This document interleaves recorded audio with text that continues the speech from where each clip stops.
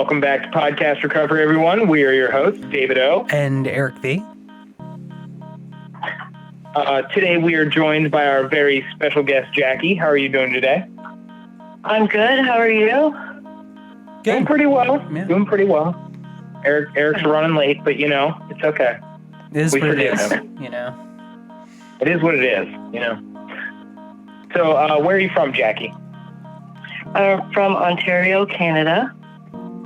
Awesome. And when were you first introduced to recovery? Well, I guess actually introduced to it would be just a couple of years ago. I had like a couple stints of, 6 months here, 8 months there throughout my adulthood, but that's really probably it. All right. And how long have you been clean? May 21st will be my 2 years. Awesome. And I'm sure by the time this comes out, that will have passed. So congratulations and continue your recovery. Awesome. Thank you. Absolutely. And with all that out of the way, we're going to turn it over to you to share your story with us. So pitter patter, let's get at her. All right. Basically, my introduction into addiction really started probably when I was 19. I was in a really bad car accident. Three of my friends and I were going for a girls' weekend out and ended up getting hit head-on by a drunk driver. And I broke my back and dislocated my knee and front teeth, and I was a fucking mess. I was a mess, and it was a long recovery. I got a prescription for opiates, the whole thing, and my life was turned upside down. I basically lost my place. I lost my relationship I was in because I needed his help. God forbid. So then I was, I don't know. Things just went really horribly bad after that. So, to be honest with you, I used it as an excuse for a long time to keep taking opiates. Once my doctor had stopped giving them to me, it was kind of like just an excuse to continue using to feel better from being so depressed, I guess. How old were you when you got in the accident? You said 19. Yeah, I was 19. Sorry, it just went in. I was thinking about you having all these ailments, and I was like, oh my God, that's horrible. Sorry, continue. That's okay. No problem. So basically, I'm trying to make myself notes so I didn't forget some stuff. Anyway, I ended up losing everything, moved back to my mom's house. I was on crutches at that point and trying to get around, and insurance companies cutting you off your income replacement, and it's just the worst, sending you over for appointments and lawyers and all this stuff. And basically, I tried to start working again as a bartender, which was obviously a horrible scene to get involved with when they're having an addiction problem. So, that kind of snowballed. And then I was actually doing really good. I started getting better. It was probably about a year and a half in or something like that. But I was jogging, keeping in fits, all that sort of stuff. And then I met the guy. Probably not the wisest of choices, but I find out obviously not right away that he sold drugs and just happened to be the drugs that I had just previously gotten off of. So it's really I'm not blaming him at all, but it was my choice. Obviously, I saw a route to keep using anyway. So things got really bad, of course, and we ended up breaking up. And then I finally got my own apartment. And for the first time in a long time. And basically, I lived there for 4 or 5 years and got into a different drug, a stimulant instead, and got the most compliments I ever had in my life. I lost weight and, got everything in the world done. And, what stimulant? Everything, crystal meth. Yeah. I was like, it's either Coke or meth. I was like, one or the other. And I just yeah. Okay. I wasn't sure if I should be dropping the substance It's okay. down. Okay. So yeah, Crystal became my best friend at that point. And it was really hard because I always had like self-esteem issues and body image issues and all that sort of stuff. So I think when people are coming up to me and telling me that I look the best I ever had in my life and I'm getting everything done and renovating my place and blah, blah, blah, I was on top of the world, or so I thought. So about the last year of that, though, I went into like the darkest depression that I've ever experienced in my life, worse than the accident. And I had like a super hard time with being by myself. I like became agoraphobic, actually. Oh wow! Which is like when you don't go outside. Just in case anybody doesn't know. It's perfect now. It set you up perfectly for COVID. Yeah, no shit, right? That was a long time ago. Jesus Christ.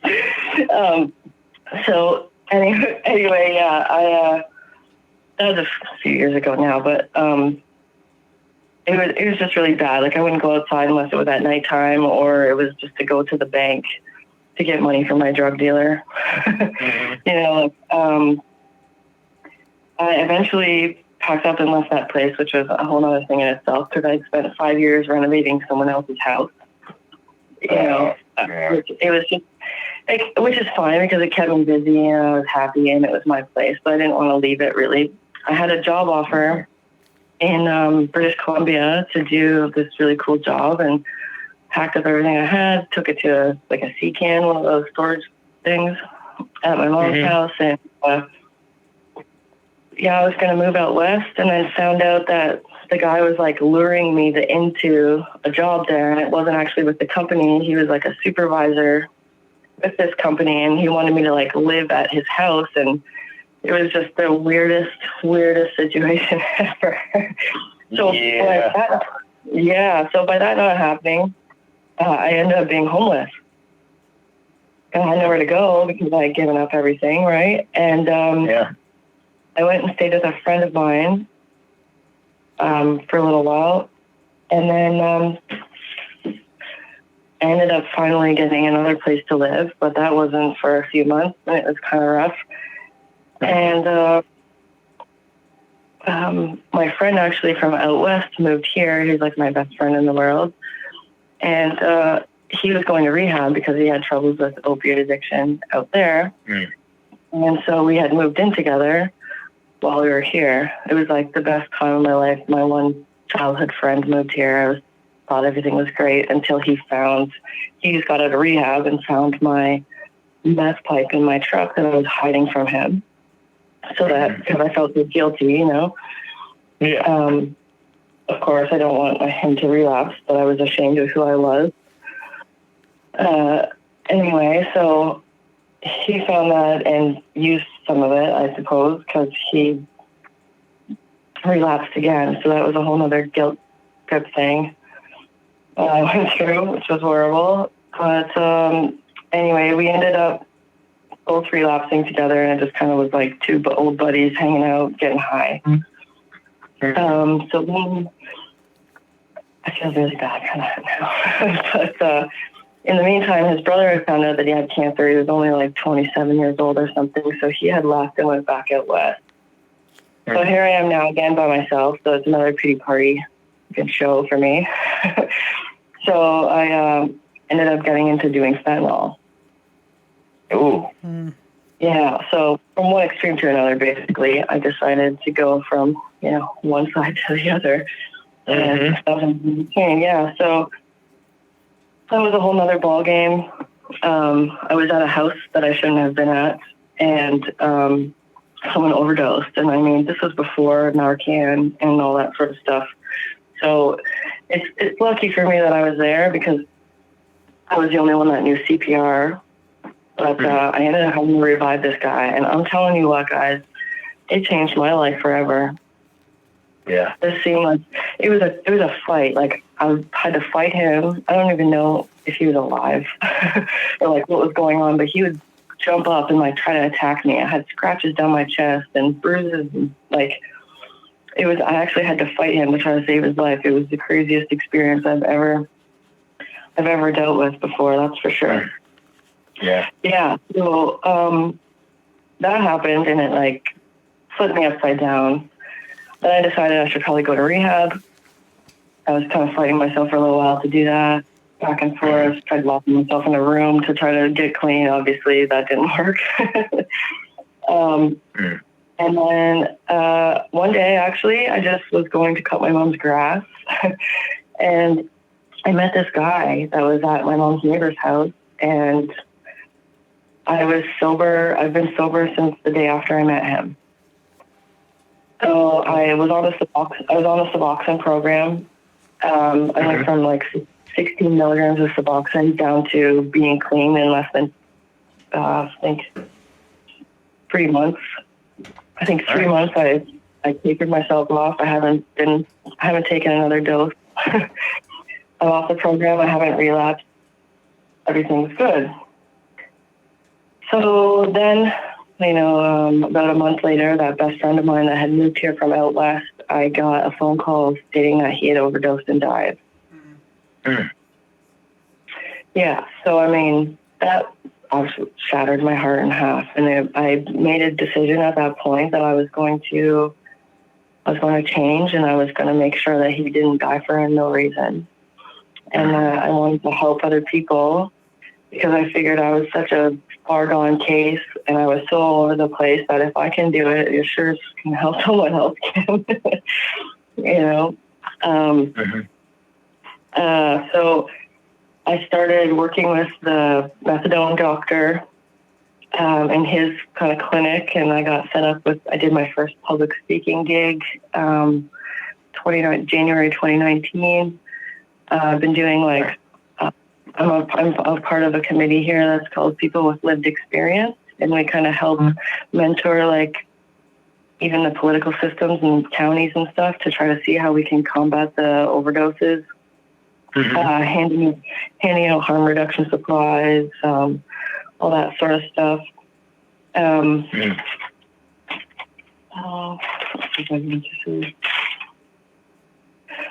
then actually just right before the quarantine happened, thank God, I wasn't going to go because I was afraid of all this shit going on. And the government actually paid for me to go to Ottawa. They paid for my flight, hotel, accommodations, and $700 to go for 2 days to a mental health and substance use symposium. So it was like people from all over Canada, from one coast to the other, all talking about how we can combat these problems in Canada. So that was a really cool experience. I got back, I think, the day before, like a week before they put us in a state of emergency. Where I'm actually from, which is like 10 minutes from where I live now, the whole town, like it's like a population of 2,500 people, like just the smallest shitty town, and it's like 60 people are dead, and like it's hit really hard where I'm actually from. So everyone's in a state of emergency. It's nice that I got to go away and come back. But yeah, so I mean, my best friend died, and then actually 2 of my ex-boyfriends also have overdosed and died within the last year and a half. Jesus. So like all the main people that were influential in my life, whether positive or negative, in some aspects, have all passed away, which is like, I'm not really much of a person that has a giant friend group. I kind of like to keep it small and important and impactful, And I found all these influential people in my life gone. So I mean, it's been a wake up call to me, and also to blow the horn on helping other people, because I realize how close I am to it being just in the same shoes. Yeah. I'm super lucky to be alive today, and I know that. So I just want to try to help other people. That's pretty well where I stand, I think, right now. Now I live on a farm and have a dog and a cat and an awesome boyfriend, and want to keep ourselves busy and try to help other people. I mean, that's all we can really do. Yeah. All right. Awesome. And we definitely have some questions for you. I'm gonna go ahead and start with a nice easy one. Are you a cat person or a dog person? You can't say both. You have to pick one or the other. Funny story, actually, is that my boyfriend's the one that had the dogs and I had the cat. And now since we've lived together, the dogs are like my babies and the cat is all his. It's the strangest fucking thing. Yeah. So I mean, so you're a converted cat woman? Yeah, I guess. I didn't really like cats either, but it's weird how things happen because my one ex-boyfriend that had passed away, I got his cat. I took his cat in because he didn't have anywhere to take it. This is before he passed away, but I had her for a couple of years before he had passed away. But it's really strange. Like, just I don't know, thinking about everything like that is just really strange. She's awesome though. She's a good kitty. Nice. All right, Eric. I took the first fun question, so over to you. All right, so Jackie, you didn't talk a lot about, I guess the fellowship part of recovery for you. So how, like, first off, are you in a fellowship? I'll start with that. Are you in a fellowship? No. No. Okay. So can I ask? So the follow up to that would be, have you tried fellowship recovery before? And if so, why have you chosen not to continue with it? And if not, is it something that you would look at doing down the line? Well, I mean, for where I live, like the population's so small, it's kind of hard to find somewhere that isn't like a really far drive or whatever to go to. However, I did go to a meeting before. It was an AA meeting, and like I've never had. I went to one meeting. I went to actually two. I've been to two meetings, and the first time I went there, it was like I was desperate just to blurt out who I was and things that have happened, and I just needed to tell somebody. And I think I just about made all these elderly people shit themselves. You know, how to take they're like looking at me like, what the fuck, you know? Yeah. I'm like telling all these crazy stories, and they're just like pie-eyed, like, oh my God. So I thought I maybe scared them, so I didn't really want to go back. But I have the Russell Brand, I think his name is. I have his book. Yeah. Like I've worked through his addiction recovery book and stuff, and I have like the SMART program. Oh, cool. Like so I've worked through that stuff, but honestly, the main thing that's helped me get through was finding like a sense of spirituality, not so much in the sense of church, but through energy healing and Reiki and crystals and meditation and all that sort of stuff. I'm a totally different person than I was then. Like if the old me stood in front of me to talk to, I wouldn't even know who she was, kind of thing. Like people that know me, like my own mom, is just like, what the hell happened to you? Like, I like this one. This one's cool. Yeah. I don't know if that answered your question or not. Sorry. No, that was great. That's cool. Go to Eric? Yeah, go ahead, David. Or do you have a follow-up? I'll have a follow-up after your question. Okay, I have two questions. All right. So was depression ever an issue for you before the accident? Yes. Yes? Okay. Yeah, for sure. I mean, I probably wasn't really aware of it because I just masked it with codependency and, partying or whatever kind of thing, and didn't really think much about it, but absolutely. All right. And then I kind of like this is a two-part. So how did your depression, how did that play into your using? And then how have you addressed your depression through recovery? Oh, I think that's kind of a tough one. I mean, I've addressed it. It's helped a lot changing my diet. I never really realized how important, because, you fly by the seat of your pants off, you should have been anything. The last thing I would, eat a McDonald's burger or like, have a McDonald's breakfast and not eat again until God only knows when, kind of thing. So, I mean, nutrition, the people that you have around you is a huge deal, which I didn't really realize before. I thought I had all kinds of friends in the world until shit got real. And then, so I mean, mine was like a really long, drawn out process because like when I was still using full blown, I decided to like get rid of all these shitty people that were taking advantage of me or, just whatever.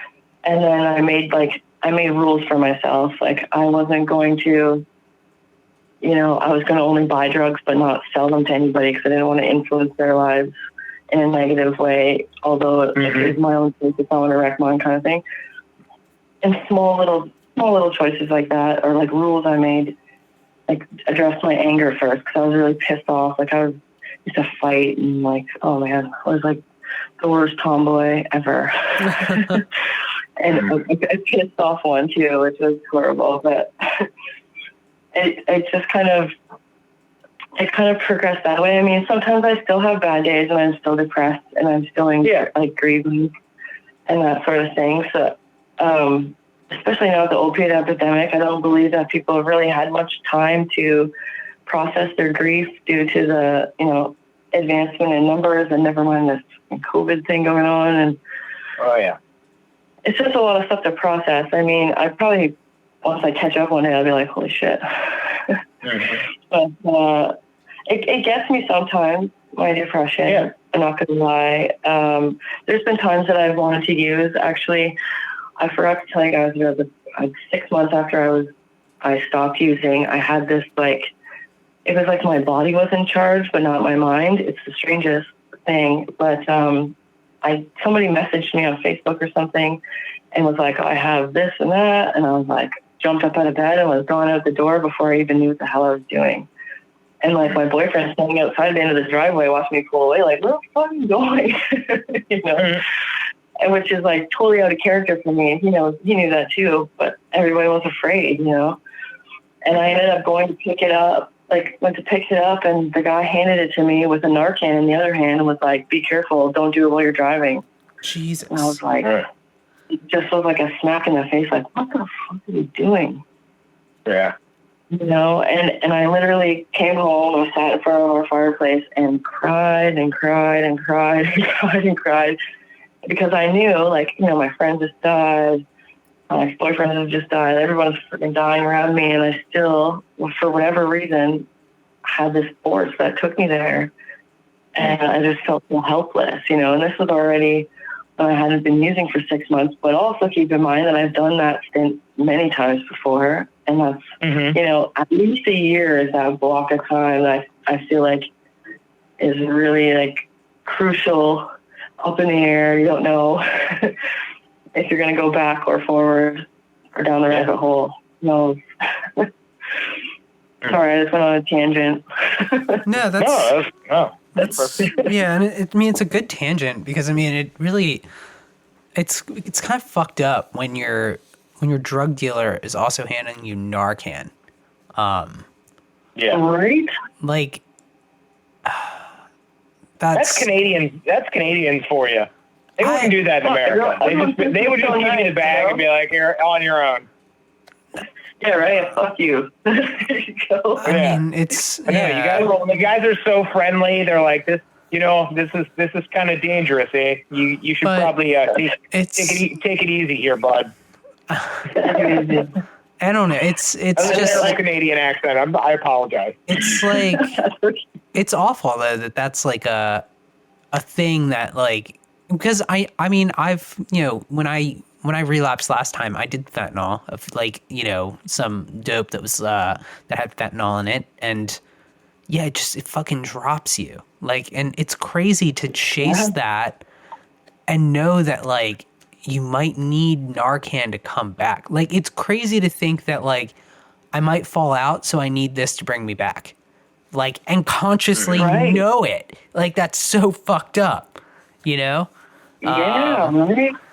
Oh yeah, I mean, fentanyl is scary as shit. I don't know. There's not many drugs that like really terrified me when I was using, but fentanyl is definitely one where it's like, this is like a really, I don't know. It's so fucking scary. Yeah, I agree with you. You know? Go ahead. Definitely. It's, I mean, it's crazy too, right? Because I'm from such a small area that, like, I know everybody knows everybody. Like, I went to school. That's the whole thing, right? Like, I grew up down the street, actually, from the guy that sold it to me and handed me the Narcan. So, I mean, like, I know in my heart 100%. Like, he's a wonderful person, you know, super nice guy. And he would never intentionally try to hurt me. Mm-hmm. You know, I know that for a fact. It's the sickness, you know what I mean? Yeah. Like, he was probably dump sick and wanted, you know, because I lent him $20 on top of it. Like, you know what I mean? Like, I didn't give a shit. So it's just so crazy how with that mentality you can just take all of your values and morals and just throw them in the fucking garbage. Just, you know, I don't know. It's just sad because I know that he would never do that to me on purpose. He'd never be like, here's some shit that's going to kill you, because I know that you haven't been using for 8 months, and a Percocet would probably fuck you up. Never mind a bag of fentanyl. Like, come on. Yeah. You know, like, I don't know. It's horrible. It's the same, like,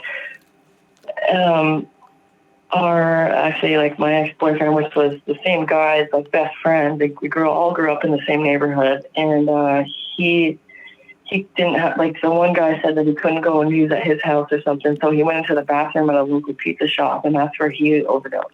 And you know, these young kids that work at this pizza shop are the ones that found him. Like, and it's just completely demolished our little town here, and it's just not that it has anywhere else. I'm not trying to downplay that at all, but I mean, it's all each other's friends. Like, people from the same neighborhood are in jail right now for manslaughter. There's 3 of them, and they're all like, we're all neighbors. So one girl the girl that's charged with manslaughter used to babysit my sister when we were growing up, kind of thing. Like, it's just fucking surreal, man.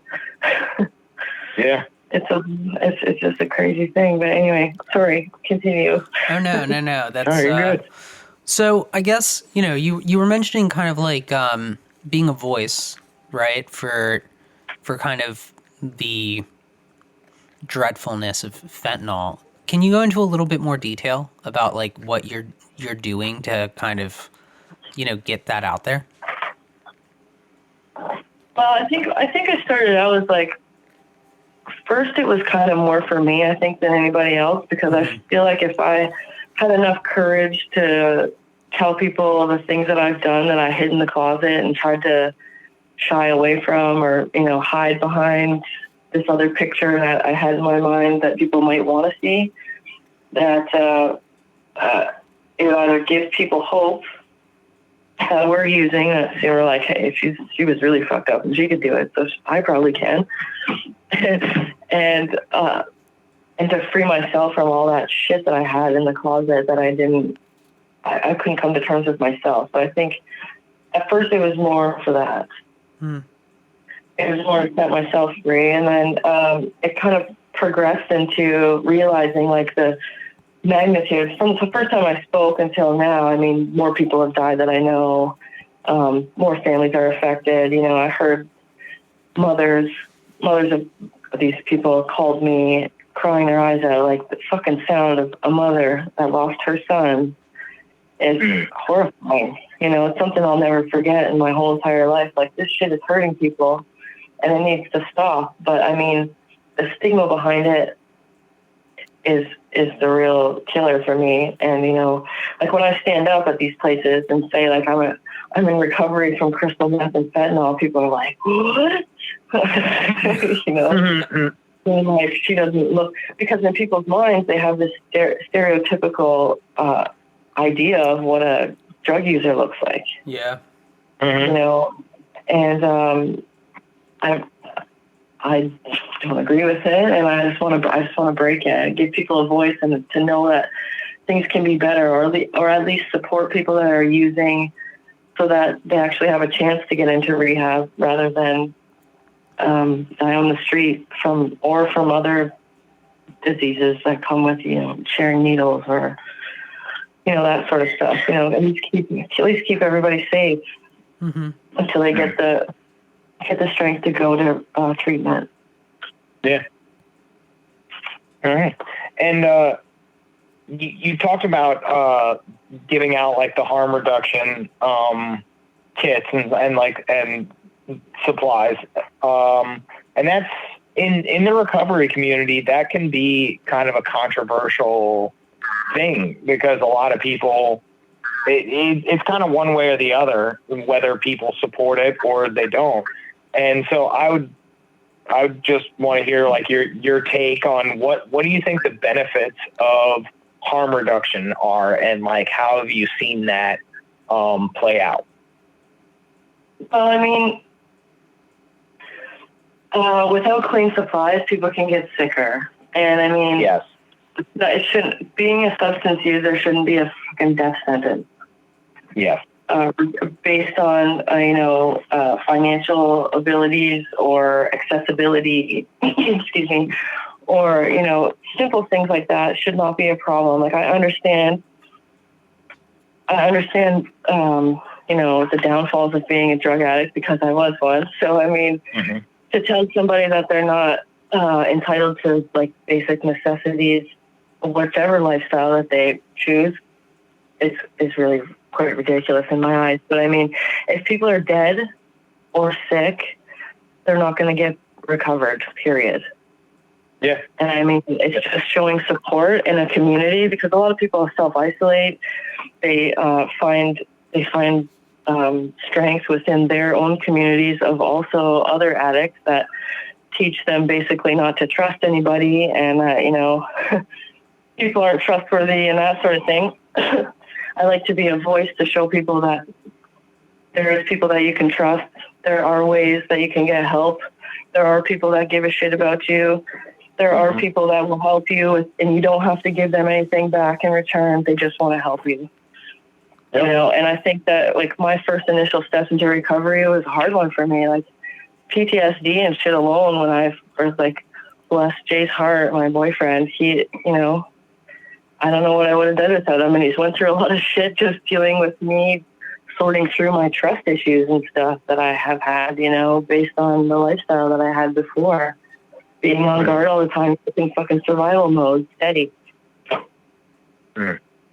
You know, and I just want a couple of people to not have to feel like that anymore, because it was horrible. So, I mean, that's just basically my mission with that sort of stuff. That's awesome. It's a great mission.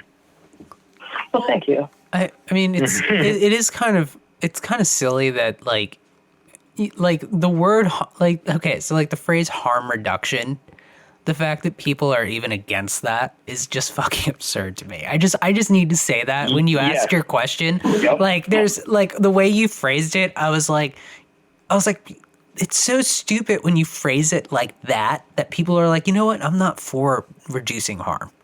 Like, it's like, just say it out loud. Say how stupid, like, say the phrase out loud and realize how stupid it sounds. That you would rather people, like, harm themselves than reduce the harm that's being caused. I am for harm inflation or nothing. That is how can we increase the harm?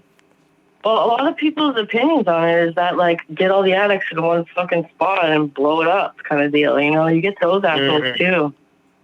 And that people are like, oh, they don't deserve, oh, just give, why are you letting, like, even when this COVID thing's going on, like, they're putting homeless people in hotel rooms and stuff, and they're like, you bitching about that and letting them die and like all kinds of stuff. You see horrible shit on the fucking internet, man. I just can't even believe it. But yeah, and we're really lucky to be where we are in America, like the United States and Canada, because a lot of people probably don't know this, but in the Philippines, they're killing addicts.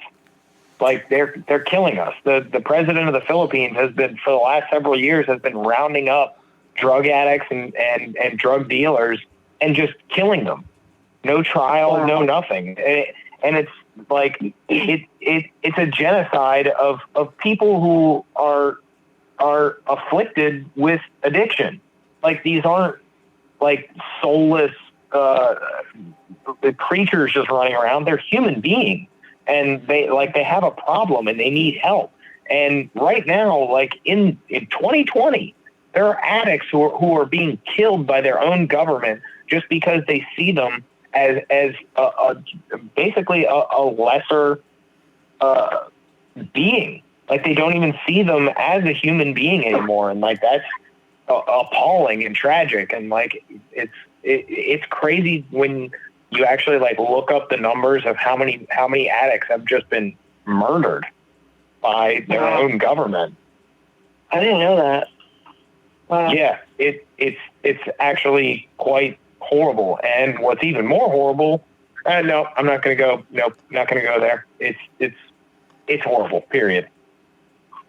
Wow. I was about to go down a political road, and I Nope. want to do that. No, none of that, David. Not here. None of that. Nope. Not here. I didn't. I stopped myself. Yep. Oh boy. Separation between church and state. It. You know, we. I got you, dude. Yeah. I stopped it. Okay. I stopped it. We're good. We're good. Well, to continue on. A little extra editing tonight. No. We try to never edit. Never I think we're good. I think we're good. We're good. So the next question I have is you kind of started talking about it where you were saying that, a lot of your recovery is based on spirituality and, it sounded like a lot of more new age concepts around energy and Reiki. Can you describe the process kind of your spirituality and how it has evolved since kind of getting clean and not just how it's evolved, but what other aspects of spirituality or just mindfulness in general are you looking to incorporate into your daily wellness? Okay. Well, so you basically want me to explain my last year of crazy struggle trying to figure my shit out. No problem. I really had to slow down. I think my first thing was I needed to slow down and that everything wasn't a rush and it's not things. I had to try to change my ideology from something I have to do to I get to do this today. Which I think really changed the way that I saw a lot of things because it was like, if you run around stressed out all the time, like I have to do this, I have to do that. Yeah. Then you're not grateful, and B, you're like overwhelmed and stressed the fuck out. So I dealt with a lot of that anxiety.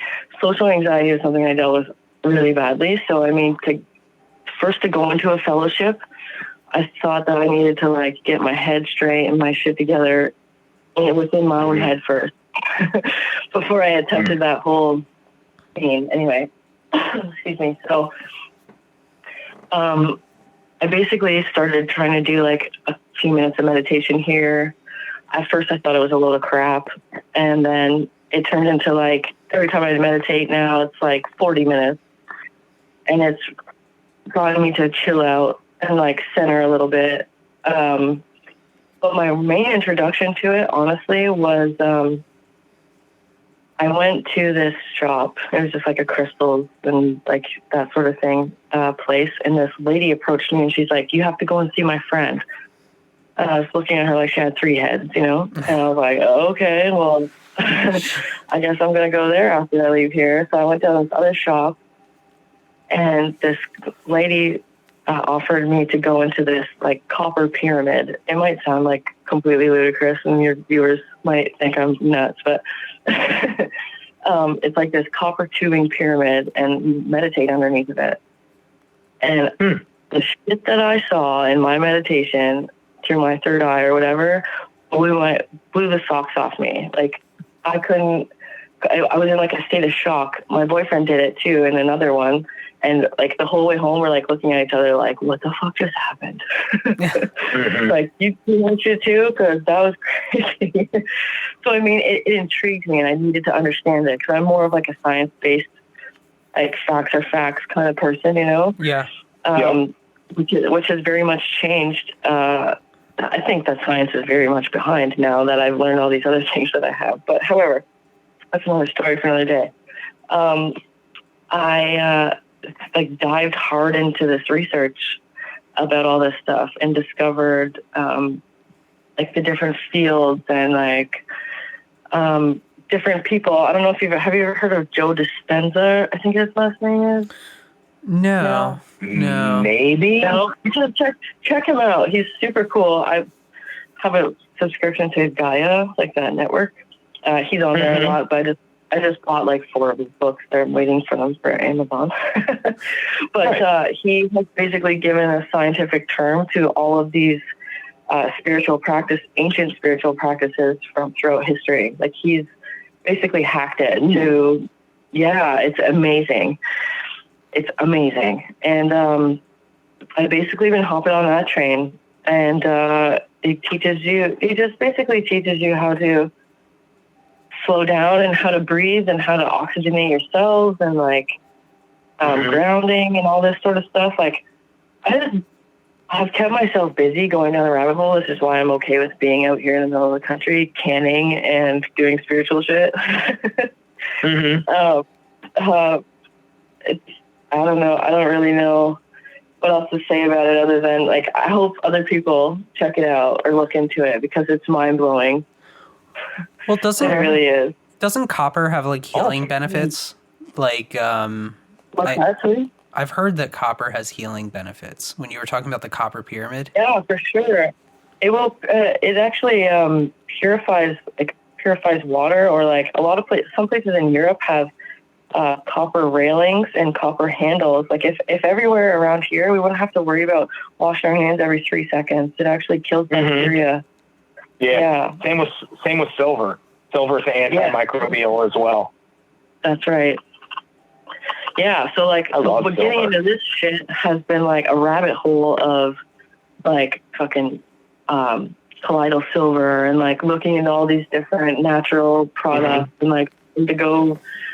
Like I'm pretty well vegetarian. I can't say the words for the fish one where you only eat fish and vegetables. Which one? Pescatarian? Are you Yes, are you vegan? Okay, so I'm pesca vegan. Do you eat dairy or do you not eat dairy? I don't like dairy. It doesn't like me, so I just stopped. I stopped. But you eat fish and you don't eat meat. Right. So you're a pesca vegan. I will if I have to, but it's grass fed, whatever. What? You're a pesca vegan, pretty much, right? Then? A vegan. Fucking sweet. There it is. Yep. That's what I am. So you're a pesca vegan. Cool. Cool. All right. Good to know. Yeah. Good to know. What? You learned something. You learned something new on podcast recovery. Yeah. That's what we aim to do. We inform and we entertain. That's our motto. I don't know if it is, but it is now, Eric. There you go. All right. So I have 2 questions left. One's going to be a hard question, and then one's going to be a fun question. So, describe your process of like, how do you process death in recovery? Well, or how have you? Well, I mean, the first initial death was like I mean, this guy, like, his name is Bob, and he was my best friend of like 23 years. Like, like the compadre that, you know, that one friend that you had from like, you know, kindergarten or whatever until you're like 1,000 years old. Yeah, he was like that. I only have a couple of those, and he was my actual whatever best friend. So, I mean, that one hit me like a fucking ton of bricks. It turned my life upside down, and wasn't even sure if I wanted to live anymore. So. Yeah. I mean, I had that questionable phase for a little while, and it was really hard. Like, I still cry about it now. It's been almost 2 years, but the other people that have passed away, I feel like it's just more of a driving force. I think my way of coping, I suppose, is to push harder, to try to get to more people or get connected with another group that can, you know, facilitate something bigger, or, you know, I write letters to them sometimes. If there's something really cool happening, like, you know, I write to them or talk out loud sometimes like a weirdo, but I do that. And basically, like, the one person I go and hang out with his mom and, like, you know, share stories or, you know, try to lighten her up a little bit kind of thing. I mean, there's really not too much to do. When my friend passed away, like on his birthday or stuff like that, I've like released Chinese lanterns and, awesome. You know, we said that we were going to wear dress clothes and get all muddy and then jump in mud puddles together once. So I did that on his day of funeral kind of thing. I did that by myself. Which I'm looking retarded, but whatever. That's okay. Yeah. But yeah, I mean, like just simple things. I went to like a dark reserve, you know, where there's no like light pollution or whatever. Oh, cool. And went and looked at the stars. Yeah, I went and looked at the stars on his death date. Just last year. So, I mean, that was like a 4-hour drive. I went to the middle of nowhere. That was really cool, though. Other than that, I mean, I don't know. I just try to stay sober, realizing that I'm lucky to be here. I'm very lucky. Yeah. And I just want to go. Yeah. I just wanted to hear your take, because obviously, we do this for people out there, and people out there also have lost friends and loved ones, family members to addiction, and there's no really wrong way to go about it, right. I guess, and it's just like whatever helps you, and like I really like how you made it very personal, and something that's old, like you were talking, and really like always comes to mind is something like my sponsor taught me or like showed me, and it's this literary piece called A Reason, a Season, and a Lifetime, and it's basically everybody that we interact with in life falls into one of those three categories, and like sometimes people just show up for a season of our lives, and they all affect us in different ways. And even if one half of a relationship is gone, like you said, your lifetime best friend, he's still going to be with you for a lifetime. And I think that's something really cool to think about. Oh God, yeah. I mean, like with him, that's what I always say. Like when I talk to him or tell other people, even, is that through his death saved my life. You know, he's not here physically with me, but he's absolutely the reason why I'm actually going to have a life to live that's worthwhile, and, you know, and hopefully can help others do the same thing. Like he changed a lot of people's lives by passing away, and I always thank him for that. That's awesome. All right. Well, I want to end my cross-examination on a happy note. So okay. I want to know what do you find weirdest about Americans, about people from the United States? Well, my father lives in Kentucky. Oh, okay. So he's plenty weird. Oh, right. he's We love our Canadian, Kentucky but listeners. Yeah, I mean, I've lived in quite a few states actually. I've lived in like Indiana, Kentucky, Virginia, Tennessee, and Pennsylvania. Oh, Cool. so Yeah. are you? I traveled around. What's Do you the have dual weirdest thing you find about us Yankees? Well, hold on. Do you have dual citizenship? No, No. Okay, so you are Canadian. I was through and through. absolutely an alien. Okay. Pardon me, sorry. You're Canadian through and You through. were an alien? Good for you. Good for you. She bleeds maple syrup. That's right. I don't even like maple syrup. What? Yeah, That's I don't blasphemy. really like it much. They might don't. We got to edit that, Eric. Shit, they could kick her out of Canada for that. That's like, Right? that's I don't like like saying you hockey don't like the either. Canada Goose. You don't like what? I don't like hockey either. Oh, what? Oh, we really got to edit this, Eric. Oh, She's man. in danger. The Canadian government version of the thinks we do. FBI is going to come after her. I think hockey is Okay, so- more of a. so Go ahead. Yeah. What is the weirdest thing you find about us Yankees?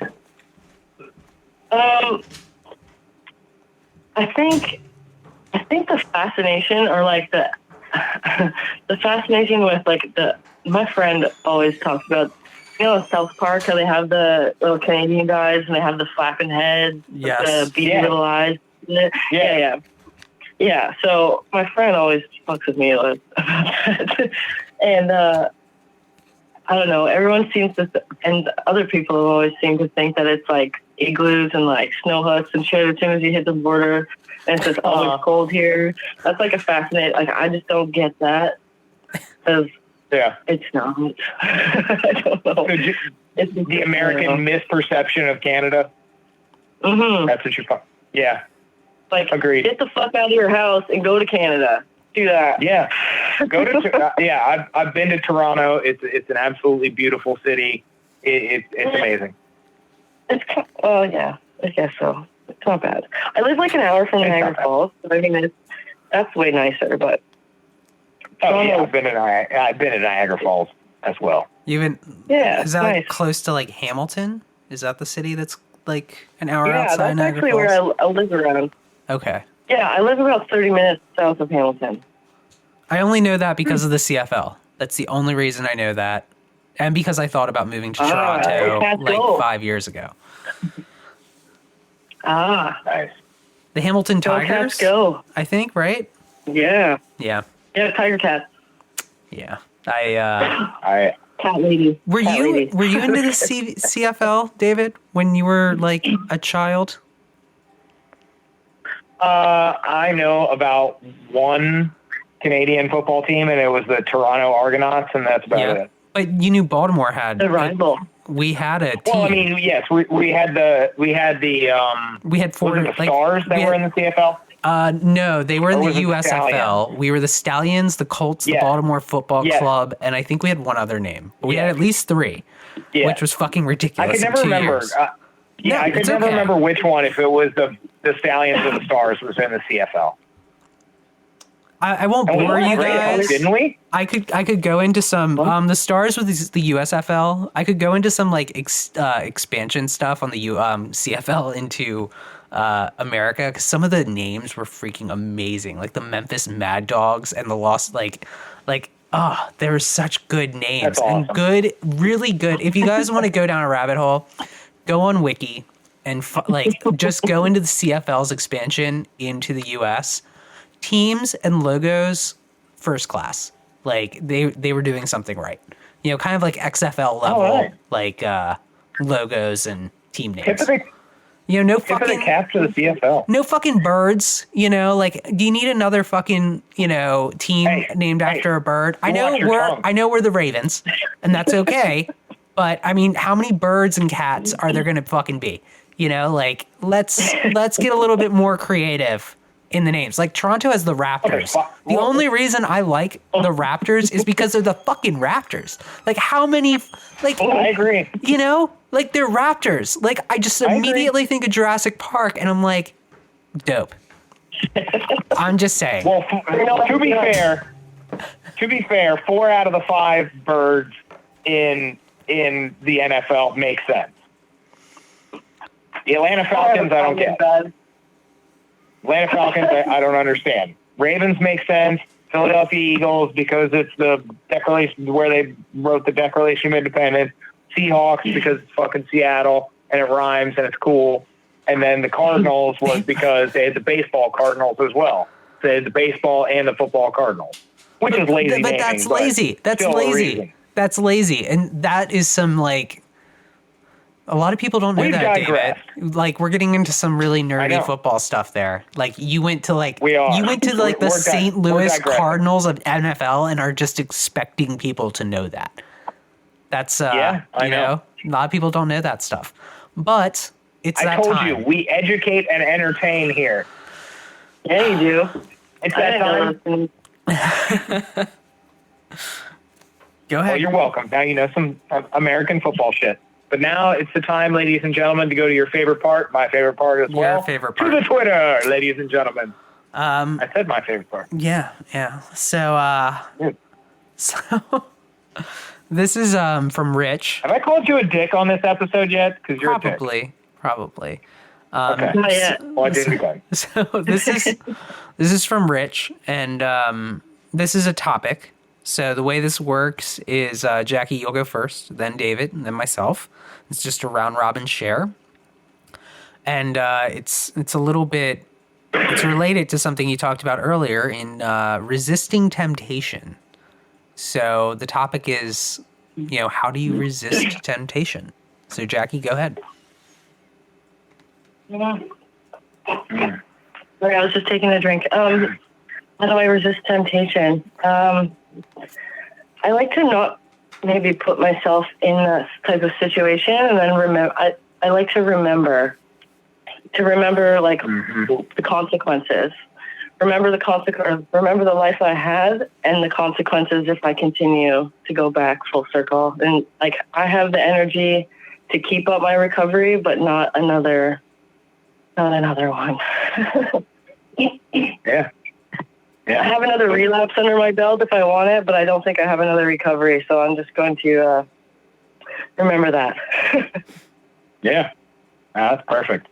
How do I resist temptation?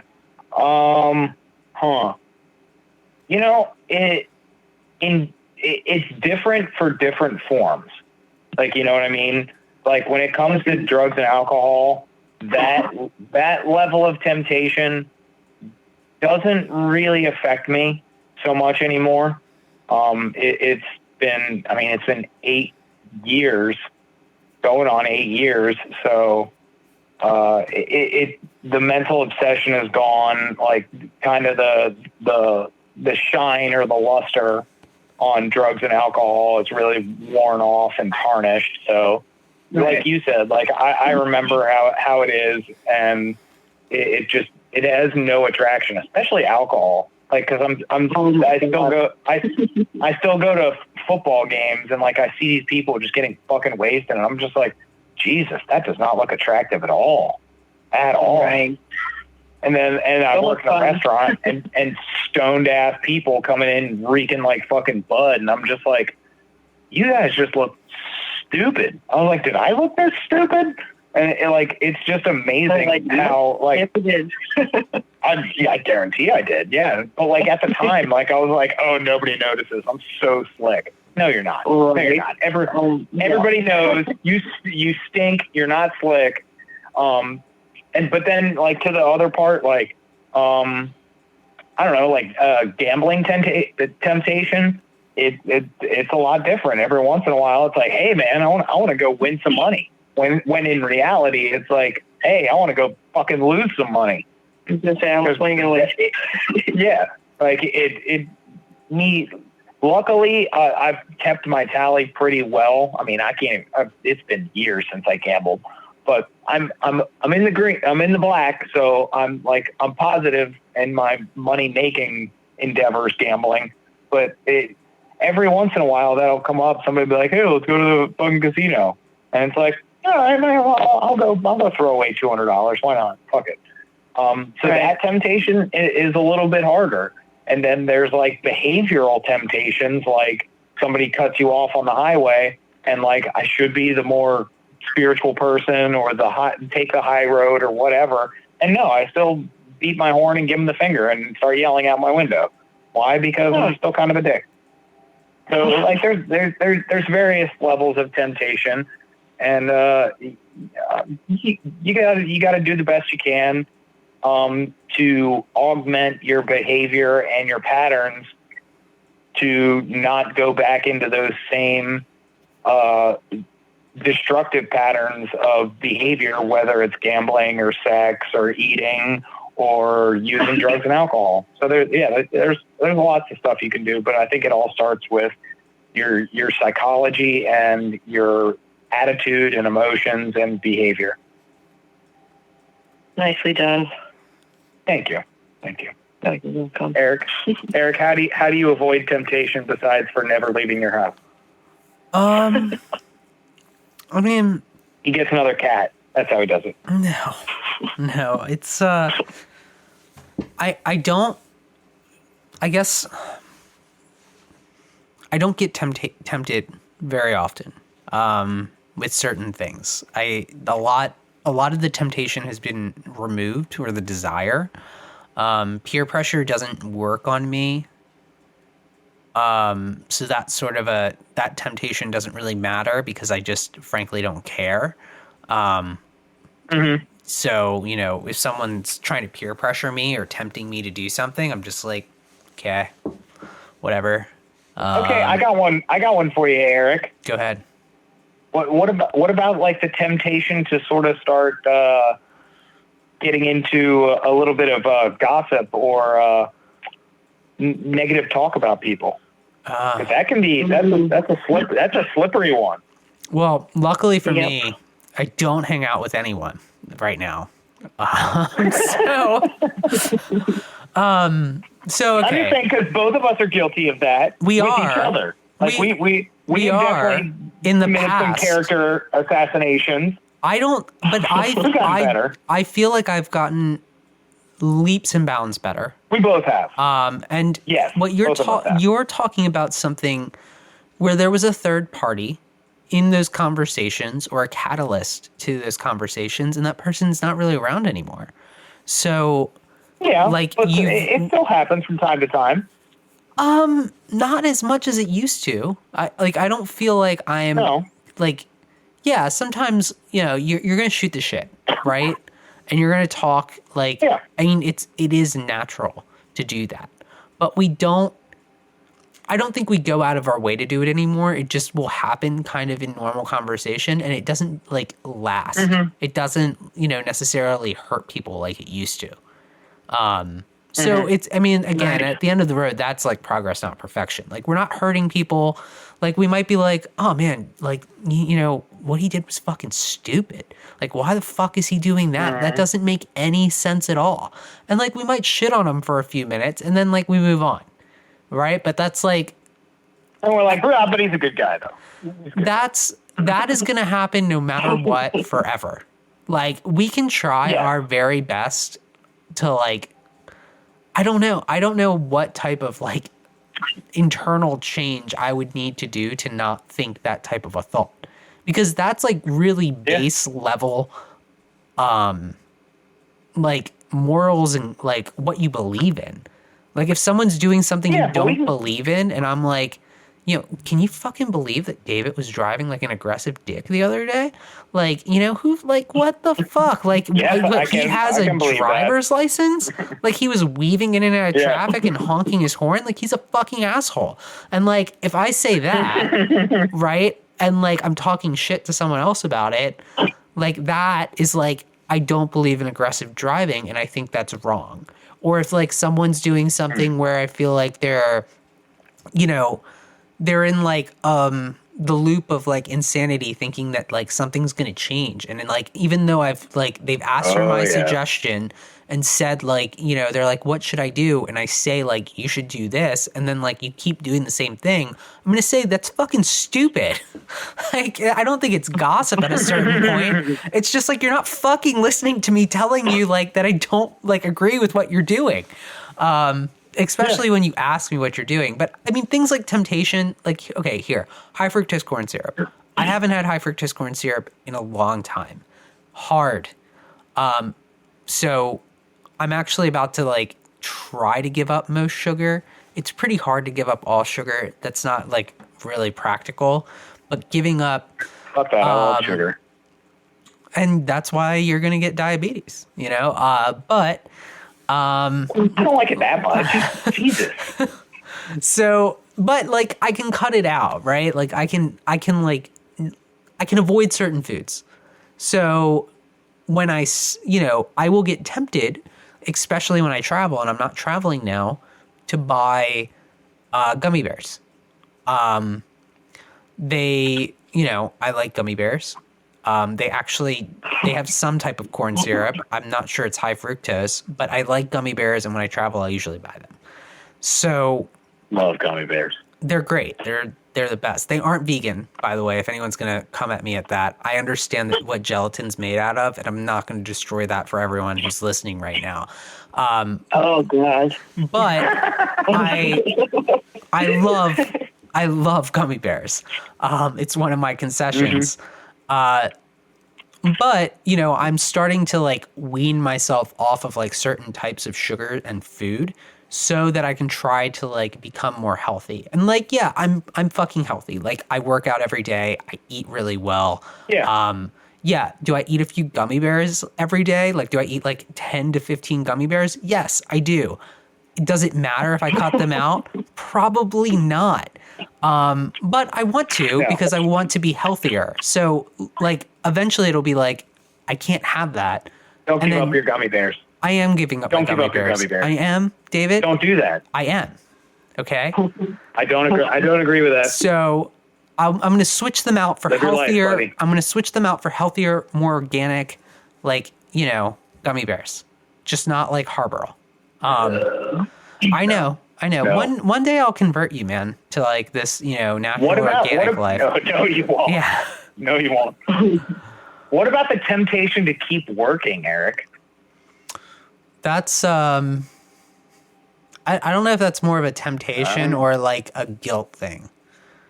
Or a stress thing. Because some of that's stress. Like some of that, like after we get off this podcast, I'm going to work. But that's more of like, I have 8 hours of calls tomorrow and I have 8 hours of calls on Friday and I need time to like actually do my job. So I need, you know, I'm going to work this weekend because I need to get stuff done and I have deadlines and it's like, yeah. I mean, I can't get fired, right? So like, I have to do my job. No, I know. And just but like, is there ever a point where, like, you're tempted to do, get ahead work? When you don't necessarily have to. Well, yeah. I mean, that's that's fucking great though. Like get ahead work means you don't have to do like you can take breaks. I know. Yeah. I'm just trying to probe you because you were like, I don't really get tempted, and I was like, nah. I mean, I don't know if work is really tempted. Like it's more of like a necessity, right? Like I mean, yeah. So yeah, it's like you have a deadline, you have to meet it. It's not really. You can make anybody can make work unhealthy, but it's not a clock in, clock out sort of deal. I can. You know. Yeah. If it was a clock in, clock out sort of deal, like if I was like, oh, I'm clocked out, but I'm gonna keep doing, you know, like whatever. I'm gonna keep stocking like the A-frame next to the register. Then like like I'm fucking being like, but like these is that's a problem. Yeah, this is like I don't know. I come from like the gig-based background, and like even though I'm, I work for like corporate America now, it's still like deadlines. Like I have a deadline, I need to meet the deadline. So just it's ingrained in me at this point. Like doing it for so long, being like on deadline-based jobs, like I just got to meet the deadline. Yeah. Cool, guys. All right. Well, we talked about me for a real long time there. But yeah, I think we're right. at the end of the episode, David. All right. Well, we would like to thank our guest Jackie for joining us this evening. Oh, you're very welcome. I'm sorry. I'm sorry for being so nervous at first. I kind of shit the bed on my story, but that's okay. No, you did a great job. You did a great job. Oh, we appreciate it. Okay, no problem. Thanks for having me, guys. I appreciate it. Absolutely. Do you want to take a second and let our listeners know where they can find you, where they can talk to you for any of your resources? Honestly, other than our local area here, I mean, you can find me on Facebook. My name's Jacqueline Rose. I don't have anything set up for recovery stuff yet, but I'm working on my own podcast, actually. Awesome. Yeah, I'm getting topics and stuff together. I've been taping like these rants that I go on every now and again. So, I mean, I'll have something maybe I could get in touch with you all to advertise maybe once I get it all set up. Yep. But I follow you guys on Twitter. I just learned Twitter. I don't know how it works really, so I can't even say what my name is on there. But yeah, I mean, you can find me on Facebook all day. I know how to work that. Awesome. Perfect. All right. Well, here at Podcast Recovery, we are aiming to expand the scope of support for recovering addicts. Accessibility and convenience of helpful services is paramount to combating addiction. We work to bring the message of recovery to every addict, wherever and whenever it is needed. We believe that a powerful voice of recovery should be obtainable, practical, and at the touch of a button. Every addict deserves to hear a message of hope, and Podcast Recovery is here to provide it. All right, everybody, thanks for joining us. Make sure you check out Jackie on Facebook, check us out on Facebook, on Twitter, Instagram, our YouTube channel. For more information about Eric and I, go to podcastrecovery.com. Maybe click on the Patreon and throw us a couple shekels. But most importantly, everybody out there, stay safe, stay clean.